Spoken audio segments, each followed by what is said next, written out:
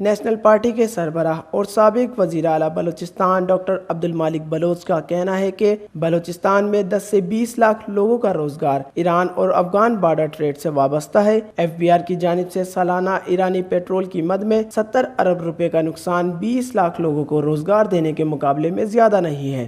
بلوچستان میں 2 سے 2.5 لاکھ افراد ملازمتوں سے تعلق رکھتے ہیں، جن کے لیے 200 ارب روپے سالانہ تنخواہوں کی مد میں جاری کیے جاتے ہیں، جبکہ باقی لوگوں کا روزگار بارڈر ٹریڈ سے منسلک ہے۔ اسلام آباد کے رہنے والے ایران اور افغانستان بارڈر پر ہونے والے کاروبار کو اسمگلنگ کا نام دیتے ہیں، جبکہ ہم اسے کاروبار کہتے ہیں۔ میرا حلقہ انتخاب ایران سے 100 کلومیٹر پر واقع ہے۔ دونوں اطراف ہماری رشتہ داریاں ہیں۔ اگر حکومت FBR کی رپورٹ پر بارڈر کو بند کرے گی تو بلوچستان کے لوگ بھوک مر جائیں گے۔ جب بلوچستان میں روزگار ہوگا تو وہ پاکستان میں ہی اپنی ضرورت کی چیزیں خریدیں گے اور ان تمام کا فائدہ ہمارے ملک کو ہی ہوگا۔ جن لوگوں نے ماضی میں بارڈر کو کھولا ہے، انہوں نے مقامی لوگوں کی ضرورت کو دیکھ کر اس کاروبار کی اجازت دی ہے۔ میں سمجھتا ہوں بارڈر کے دونوں اطراف میں رہنے والے اپنی ضرورت کی چیزیں ایک دوسرے سے خریدتے ہیں۔ یہ اسمگلنگ کے زمرے میں نہیں آتا۔